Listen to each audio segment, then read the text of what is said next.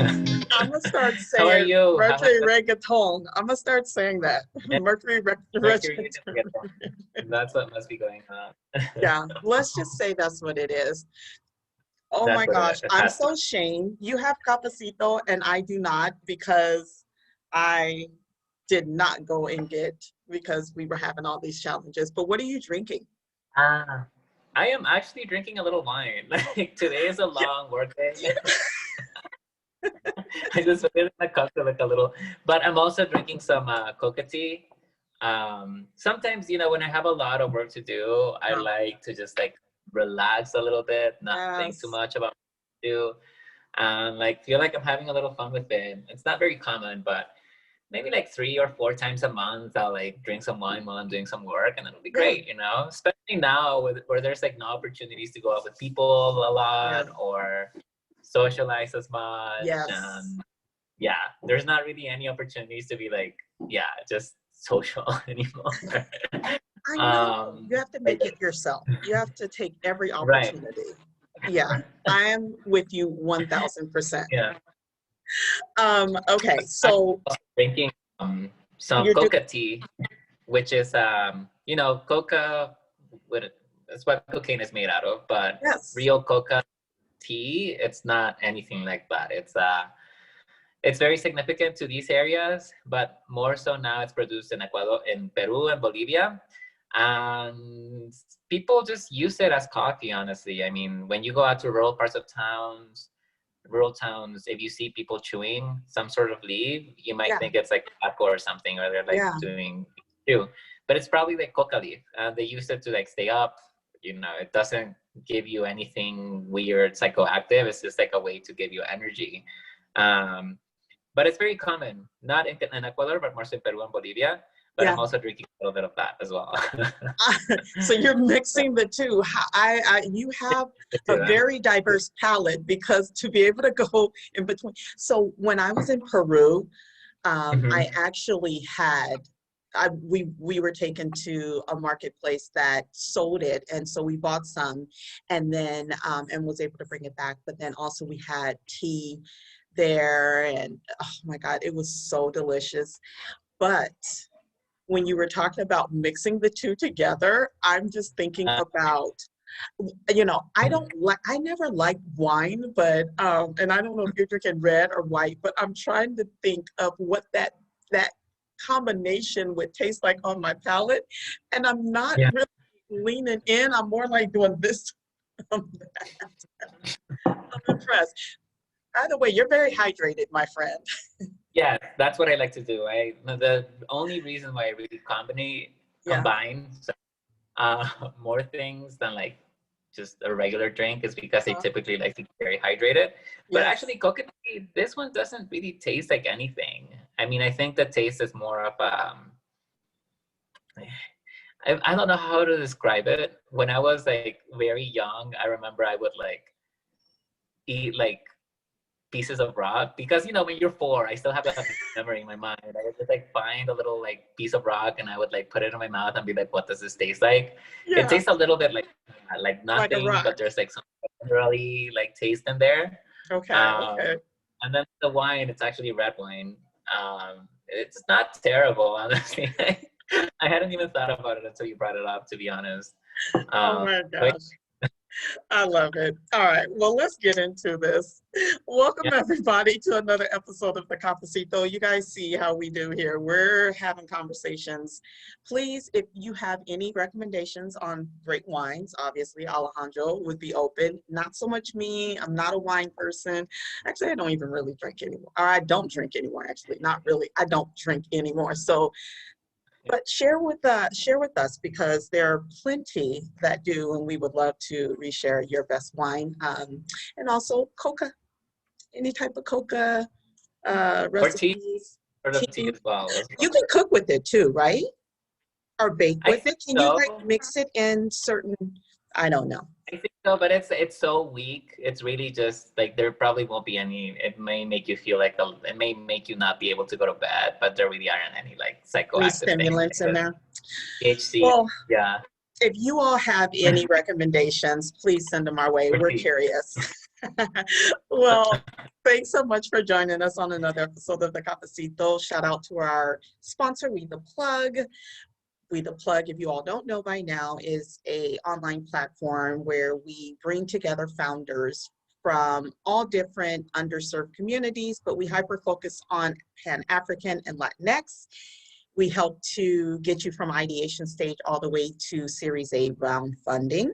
And we also connect you with other business professionals as well as those in the tech space. You want to learn more, you can find us on our website at wetheplug, THA, not THE.com. Okay, so I'm not gonna lie, Alejandro, I've been waiting for our conversation because we met, we were sliding in each other's chat boxes on LTX, right? The Latinx. Right. Okay. Yes. Yeah, fest. And we were able to meet, but there was like some glitches because there was so many people on that platform, but we were determined to connect. And then we've just hit it off. And I had to have you on the Cafecito and connect with you on all that you're doing and connect you with greater. Yeah. So yeah, tell the people who you are and what you do. Okay. Before I do, I just want to say the power of We the Plug is real because I reached out to Christiana because I love the name and I was like, well, I have to meet her. Like, that is an amazing name.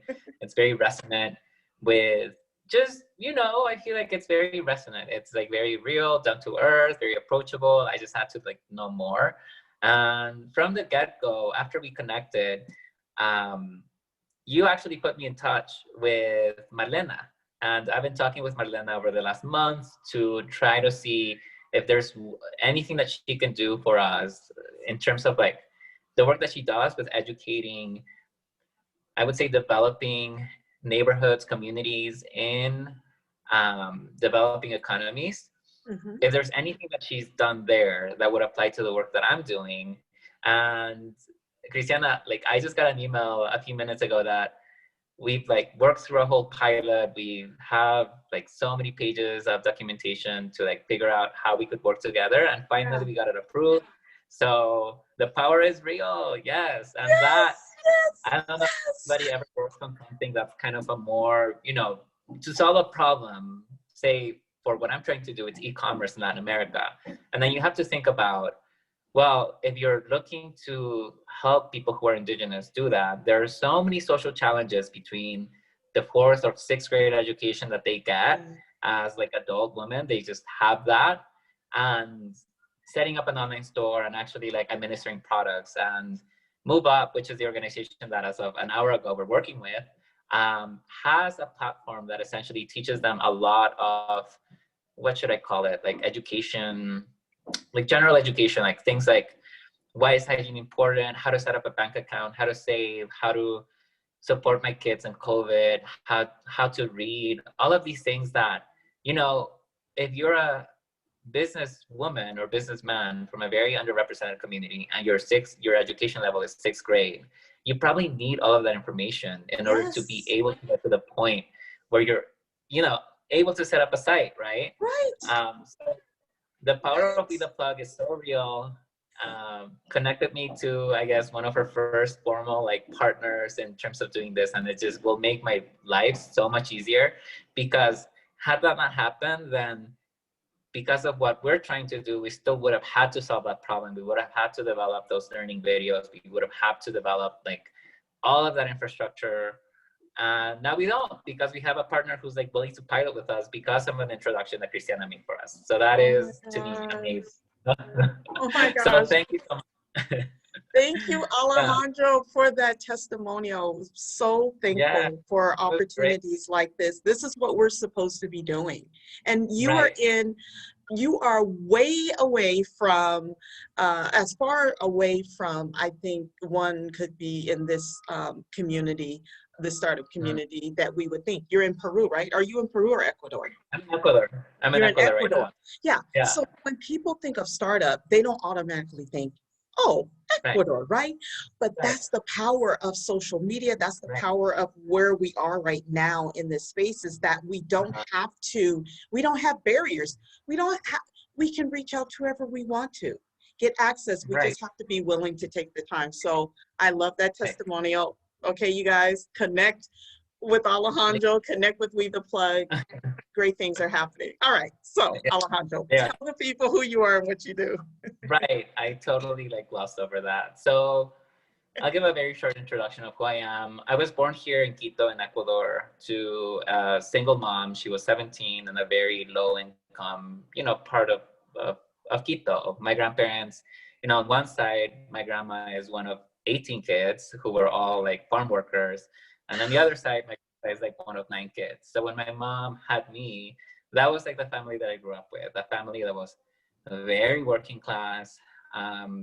My grandma like sewed all of her life in like factories until, eventually her hands gave out and she got really bad arthritis because of that. So, and my grandpa, I mean, he worked and retired just like 2 years ago as a cook at a restaurant. And I remember him waking up at 6 a.m., coming back at 10 p.m., having one day off. And me and my uncle, whom I grew up with, we would like do all of these things, like give it, like stand on him to like give him massages or all of that, because he was just so tired. And like all of my memories of him are just him being like beat, just asleep.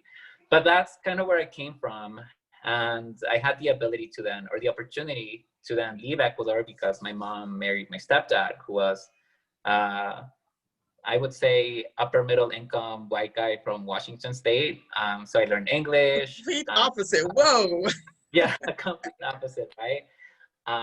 So I had the opportunity. He was an international school teacher. I was able to then move to Kenya when I was 11, where I was for 2 years, then Mississippi for 2 years, then China for 3 years. Oh my gosh. Then I know, so it was kind of a whirlwind, Wow. I eventually came to the States when I was 17. I studied at Rice University in Houston, Texas, chemical engineering, did that for 4 years, worked in consulting for 5, and then finally went to business school at Wharton. But throughout all of that, I had a very privileged experience. And so I see myself as kind of being in 2 places, right? My grandparents, where I'm staying, not right now, I'm in my boyfriend's house, but where I usually stay, Yeah. yeah, it's still like, when you say the neighborhood where I come from, Carapungo, it could be like you're saying Third Ward in Houston, or I don't know, Oh yeah, it's I like, understand. Or Fifth Ward yeah, in New Orleans, or South Central it's maybe in LA, or Compton, or yeah. right. It's a place where people are like, what are you like? Well, why? Like nobody, I don't think. When I talk to other people don't, here in Ecuador, people who are like maybe a higher class, upper class, or whatever, whiter Latinos, because white is a thing here in Latin America, right? We're just like the U.S. But I think my interests have always gone back to whom I saw my grandparents, right? Like they're very working class. They have a lot of needs. Here in Ecuador, I've been here for around 5 or 6 months, and I've had the opportunity to work with a friend who has a foundation helping indigenous women in rural parts of Ecuador. Yes. And because of COVID, a lot of them sold their artisanal goods to tourists, but because of COVID, there's no more tourism. And so you can't really sell anything if there are no customers. So they have a really big issue, which is, our business is essentially giving us 0 revenue. So what can we do? And then the idea that I had with my friend is, well, obviously they need to like digitize. So we're setting up an online platform that will allow them to do that, will be easier for them to do that. The current solutions are Shopify and all of that, and I can get into that later. They're not well suited for these communities because obviously you need a level of, for all of the reasons that I mentioned above. If you have a 6th grade level, there are just so many steps in between your 6th grade level education and Shopify for you to like cross, that there really needs to be a more cohesive offering, a more, I guess, comprehensive offering where there's a lot of training involved, and you make the steps to get from where you are right now in Chimborazo or in Napo or wherever in Ecuador you are, to actually exporting to the US. There's so many steps in between you and that you really need to, in education, there's the idea of scaffolding, right? You need to scaffold, take it step by step by step by step, right? So that's what I'm working on. That's who I am at my core. And I think I would never have done this had I not grown up in the States, because as a consequence of being racialized in the States, you know, like living in China, there was like maybe one other Ecuadorian. I didn't really understand what race was and how that impacted everything until I got to the States. Because even in Ecuador, I'm not indigenous, I'm mestizo, but I obviously don't look white. Mhm. The whiter you look, the better off it is for you here than it, like, I mean, I think that's a familiar dynamic to anybody in the developing world and even the States. But I don't think I would have really been able to understand, you know, how close we are to our indigenous brothers and sisters here in the state, in Ecuador, if I hadn't gotten, I guess, my education and racial awareness in the States. And not through only my lived experiences, but, you know, I also had a partner who was Black, a lot of friends who were, I think, so monumental in my understanding of race that I would have never been able to, you know, really think of Ecuador and like see the ways that inequities play out here if I hadn't had the opportunity to understand that in the States, you know? You know, that's so profound that you said that, because I think that when we think about discrimination and we think about disparities, and obviously most times we come from our own experience, our own communities, and we're challenged at times to see outside of that. And especially, you know, 2020 over the summer, things just escalated to a more heightened space because of social media. It allowed us to show the discrimination that was existing not in just social economic spaces, but also the biggest issue was in the ethnicity space of Black communities and Latino communities, and the the pain that Black communities had been experiencing with police officers. And it just kind of, you know, brought it to such a high level visibility that no one could turn a blind eye to it anymore. What I appreciate what you're saying right now is something that I think is why I wanted to, one of the reasons why I wanted to have this conversation is that the disparities of our indigenous communities and how they're able to sustain themselves during these times where tourism is their biggest commodity. I mean, that is how they make their money. And because that has gone away, for them, there is no, let me just hop online and sell. I mean, most people are like, oh, how did you pivot? Oh, I pivoted to online and now I'm selling, you know, and I did. They don't have that awareness, that understanding and knowledge. And so for you to recognize the importance of educating that community is taking on a lot of work, but you recognize that in order to get that done, you have to partner with the right organizations in order to, how should I say it, not just meet that goal, but find true success, sustainable, maybe is a better thing for it. So talk to me. Oh yeah, go ahead. Yeah. No, ask your question. Okay, so talk to me. So talk to me about how you are doing that. So you see the challenges, you know, did you go into the communities where did you already have a relationship with these business owners and was able to just, you know, go there and say, hey guys, this is what I want to, you know, how did that all unfold? So for me, I think one of the things that was very apparent to me is that I cannot do this without indigenous people also being part of like the planning work, the business owners of the business that we want to create. Yes. So my first priorities was finding somebody who was from these communities. You know, I mean, if I say white in any like room full of Caucasians, they're gonna laugh at me because I'm not. So even though I'm mestizo, and that means that I'm partly indigenous, I don't come from these communities. Like I don't experience in Ecuador, most people are mixed. And so a lot of us don't experience the discrimination that comes with wearing a skirt that's traditional or having your hair long in a braid. Right. So one of the things that I knew was most important was to partner with somebody who is from one of these communities. And I found somebody because, you know, even though I'm not, I didn't grow up in an indigenous community, I've always had, since I was young, a desire to learn Mhm. part of the culture that I think was stolen from a lot of us here as mestizo people, and to actually learn the language, learn more about it. And so I've been studying Quechua and Quichua for around 3 years now. It's still not very good, but I mean, I'm making an effort. And I think one of the sentiments that I resonate most about indigenous people who, especially Quechua speakers, who I had a teacher that once was just shared this with me, that was, okay, you can learn the language, but that doesn't mean you have the right to, you know, impose what you think is the solution or impose anything on any of these communities. You should learn the language and then learn more about the culture and then think about what you can do for those communities, Yes. and then offer that up.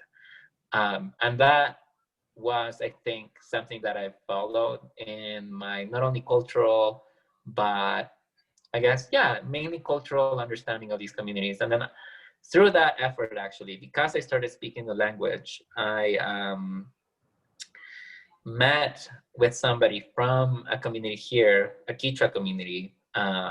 So the Quechuas, very, you know, diverse ethnic group here within Ecuador. There's one community that is very business-minded called Otavaleños, and they're in the north of the city. If you ever go anywhere traveling in Europe or even in LA, New York, if you see somebody like in the streets or in the market or in the shopping center selling artisanal goods that look like they're from Peru or Ecuador or Bolivia, they're probably from the community, the Quichotavalos. They're known as very business-minded people.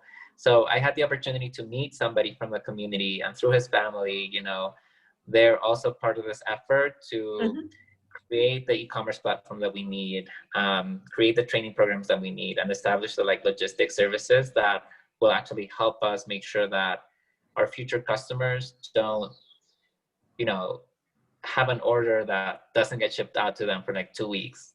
There's a lot of that customers will be placing when they shop from indigenous communities in Ecuador, because one, it's in Ecuador or Peru or Bolivia, very far away, right?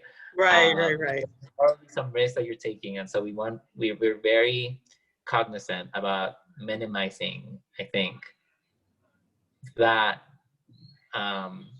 vulnerability to losing customers' trust, because I mean, we understand that we're working with very urban community, very rural communities, and that there will be a learning curve. Things will not be perfect right off the gate, right? So there's, you know, my Quichua Tabaleño business partners, and then there's another mestiza woman who actually brought this project up to me. She has the community relationships with a community in Chimborazo, another Quichua community, but it's called Quichua Puruguas, in what is one of the most indigenous parts of Ecuador. It's around our tallest mountain volcano called Chimborazo, and there's around 1 million indigenous people just in that province. Very rural. She's been working with them for 2 years, kind of also following this theme of how can I help you develop your business? What are the things that you need to know to, like, in terms of financial literacy, how to budget, how to save, and all of that. So she's had those relationships with those communities, and it's around 100 women that she's been working with. So the idea is to start with them, and because she's already put in a lot of work into developing those relationships, it's a lot easier to talk to them. But that's who I want to start with, right? That makes sense. Right.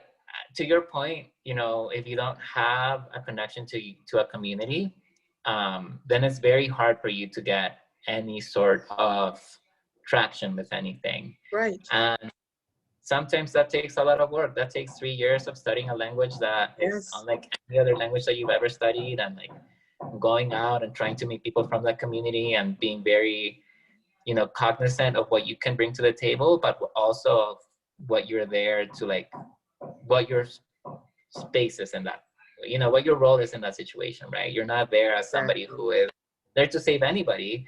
You're there because you have an idea and you need other people who have connections to the community or are from those communities, who are, you know, probably the most valuable relationships that you have in starting anything, your ties to those communities, right?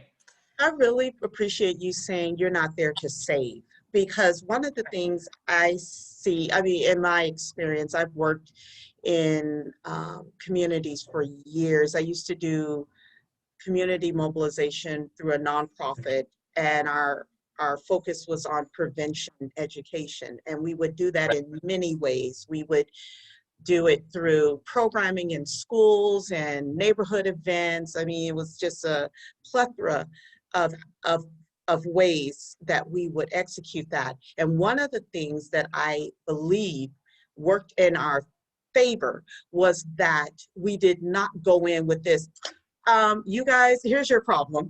And luckily for you all, we're here to save you. It's so demeaning and dismissive, because the idea is that they actually needed to be saved. They don't need you to save them. They need you to help amplify and support possibly. But before even that, you go and you ask. You sit and you be a student, and that's what you're talking about. You were there, you were a student, you learn, and then you said, here's what I'm able to provide. These are the gifts I can provide, the support, what makes the most sense, and then move from that place. I think that's one of the most important approaches when doing any work in communities that may look different from you. And even when you do look like that communities, to that community, to make sure that you're not going in with that kind of arrogance, you know, I'm the educated one. It's like, wrong spirit, get out of here, dismiss, because your outcomes are not going to be there. That's so right. That is so correct. So let's transition into, I don't think you actually said the name of your company. What is the name of your company? So it's KIPI, KIPI, and again, that's a name that came from the Quichua Tabaleño co-founders that I have. So in Quichua, that is the term that you use for a bag that you put things in. And that's, you know, when I talked about the artisans that are already out in Europe and the US that travel outside to try to sell their wares, they usually put all of their wares into that bag and then like carry it. Oh, I know what you're talking about. Yes, of course. Yeah. So it's just a Quichua word, right?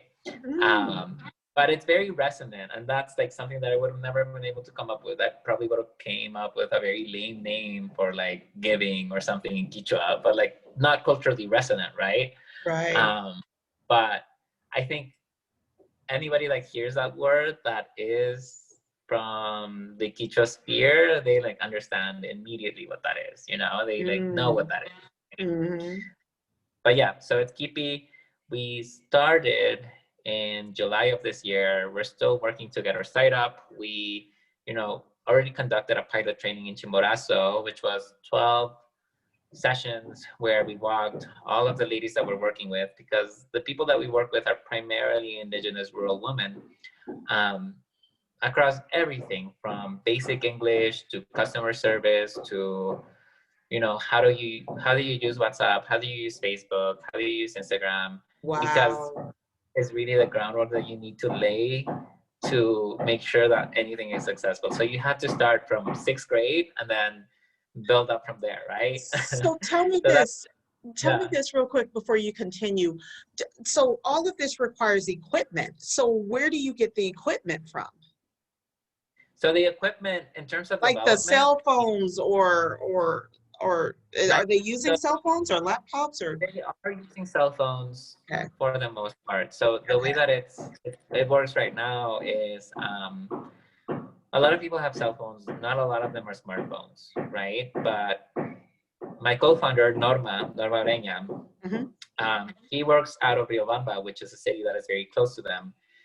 So she either goes into the city with volunteers to administer the trainings, or she brings the ladies into Riobamba, into like, say, for example, one of the universities there donated time and their computer labs for the ladies to just like click away and figure out how to work a computer, right? So it's very time intensive. It's very labor intensive. It's not something that's like you know, you can just give them a video and they'll be fine. Like there needs to be a lot of follow-up work to make sure that you get a decent percent of your participants to the proficiency level that you want them to get at. Because to be honest, if you're working with 50 ladies and then you probably just send them a video, maybe 3, you can be optimistic and be like 5 of them will get it and they'll get to the like proficiency level that we need them to. Yeah. But this isn't the only job that they have, you know, like people here that are from like very low income backgrounds, they try to do everything. If they're not, you know, if this doesn't pan out, if tourists aren't coming, then I'll make bread and sell it to my neighbors, or I'll make, you know, paletas and try to sell them to my neighbors, or Yeah. maybe they'll figure out ways, right? So they're very busy. They do. And yeah, they want to learn, but at the same time, they're balancing that with a lot of other commitments with family, work, that they need to keep their families alive. And Yes. yeah. So there is So, equipment, but we're yeah. fortunate to get a lot of volunteers. We got some funding as well through Okay. a program that Norma applied to move up, you know, the Oh yes, of course. yeah, Marlena, The she's nonprofit the or newest addition yeah. to the group of helpers that we have. And then I Yeah. also got some funding through my grad school to actually Okay. you know, work on the development of the application that we're seeking to put out and all of that. So, I mean, you just gotta be scrappy. You gotta find help and That's ask for right. help. That's Yeah. right. That's right. Absolutely. So basically, what I see is opportunity for those that will be watching this and listening to this to get involved. I mean, all of us are in spaces where we see vendors selling products and services or products that are from all over the world, right? And we don't know the background behind where it comes from, if it's approved by, you know, if it was, how Right. should I say this? If it You was, told me a great answer last time we talked. yes, You that's told where I'm going you with this because, you know, we're in COVID shutdown, you know, no one goes yeah. anywhere. But California opened up a few weeks ago or a month ago. I want to say a month ago, it opened up. And so vendors were out on the boardwalk in one of our ocean cities selling. And I had already had multiple conversations with you about vendors and questions to ask when you see products being sold that are from other countries. And sure enough, I encountered a vendor who was selling items from Peru. And I started asking questions. And let me tell you, first of all, they asked me, who do I work for? Like, they were like, do you work for like an inspection company? Like they were confused because I was out with my family and they had never been asked these questions before. And I said, it's really important that for me, if you're selling these products, that you know where they're coming from, how they're and how are the crafters, the artists being compensated? Are they properly being compensated for their work? Because you're upselling to, anyway, it just opened up a really great dialogue. And what I appreciated most is that you had informed me because I had listened to you. And so this person was open and we had a really intelligent dialogue, but I have to credit you for that because again, Right. it's not something that I had a close connection to in that check and balance. I've always just looked and said, oh, those are pretty, and just either I bought it or I kept walking. And what I appreciate about you is that you educated me in a way, and I mean, there's so much more education I am looking forward to experiencing with you through your programming that you're doing in our company, but also the little that you gave me sparked a whole different paradigm shift within myself and how I engage with purchasing products. And then how I begin asking questions to see how the vendor that's selling them is doing their due diligence to ensure that they're being supportive of the communities that are putting these products out there. So I just want to thank you for all that you're doing because that little bit right there was a huge game changer for me in my life. And I think that's where it starts. It starts, you know, when we talk about change and doing the work in order to make our future generations better, it starts with us. What can you do in your day to day? I mean, we could easily say, well, I don't live in Peru, or I don't live in Ecuador. I live in, what can I do? There's a lot you can do. So what would you say is the call to action for people who are listening to this? I just told you all what I did on Yeah. my little level, and there's so much more I can do. But what would you say is a call to action for folks who are listening to this today? I think just as we are more cognizant of supporting Black businesses in the US, it's very hard to find, like, even for Black businesses, it's very, like, is there a Yelp just for Black businesses? I would love to have one. But my call to action would be support Indigenous businesses. Go to elkipi.com. So that's ELKIPI.com. ELKIPI.com. We're still working on getting the site up, but once it's up, buy from Indigenous artists. Our motto is we're not a distributor. So the lady that you found on the boardwalk in LA, she buys at a very low price and she resells at a very high price. And so that's exploitative. We're not looking to do that. We're not buying anything from them. We're giving them the tools that they need to capture their own price, right? And I think that's a dynamic that we have all across communities of color, where our labor is undervalued. I mean, you have people, it's everywhere, right? Labor, it's undervalued, it's exploited out of us, just as these women in Peru or Bolivia are, probably working for less than $1 a day, $2 a day to make the products that you consume. We know for a fact that, I worked at the Texas Education Agency, and they were buying furniture from the company that was using free labor from jails that are predominantly Black and Hispanic, and they pay their workers there 25 cents. It's the same thing, right? It's an exploitative system. Maybe not the same one for one, but I know what you're saying, though. Support the labor that comes from Black people, from Indigenous people, from non-white Latino people. Just like, Yes. that would be a call to action. Any way that you Yes. can, buy Black, buy Indigenous, and make sure that you're aware of where this is coming from, right? Man, Yeah. I'm so thankful for you and all that you're doing. If you all want to get plugged in to volunteer, if you have a resource that Alejandro and his organization can utilize, please reach out. I don't think we talked about the pay structure. Do you all take a percentage of anything? Like, how do you all make your bottom line for this? So we charge, like Etsy, we charge a transaction fee from the customers, and then we also charge a subscription fee, but the subscription fee is sliding scale. It's up to $10 depending on how well your business is doing. And then on top of that, for a lot of these small entrepreneurs, they're going to need help with packaging, shipping, with all sorts of things. So we'll charge pretty much a cost for any of those services that we provide them. But that's it. I mean, we're not buying from them at a very low price. They're capturing their price. The transaction fee is passed on to whoever's buying the product, and they pay a subscription fee. That's very sliding scale depending on how well their business is doing. If they can afford it, yes. If they're not selling anything, then it doesn't make sense for them to actually pay, right? Right, exactly. Okay, that makes sense. That makes a lot of sense.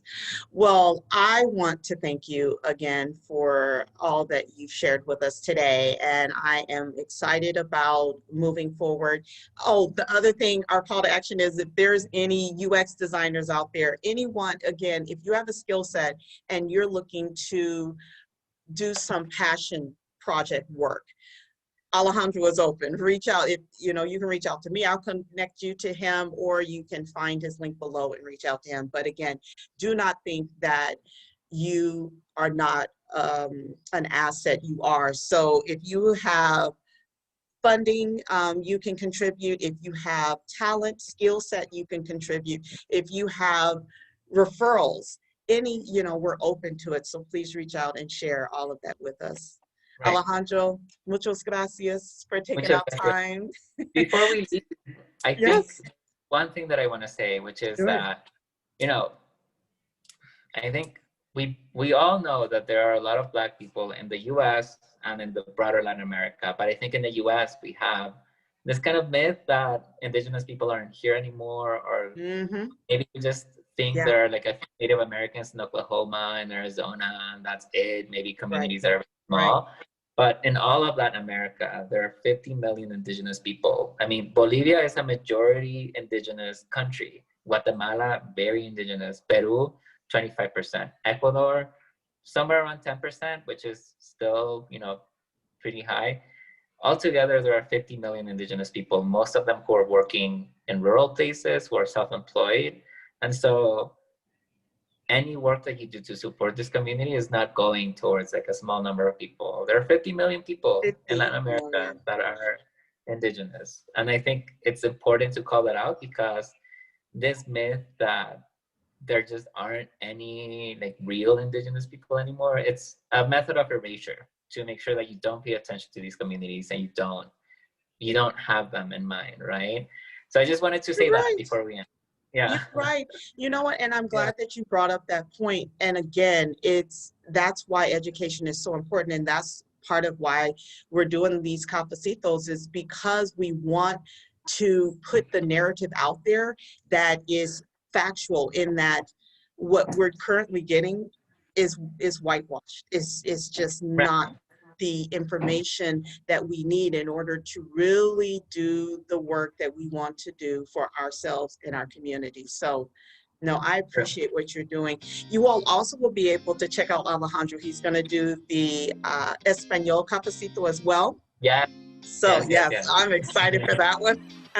Not with me, you all, because I am not that comprehensive in my Spanish. So there will be someone that is bilingual that will be doing that. But anyway, thank you so much. Again, reach out to Alejandro.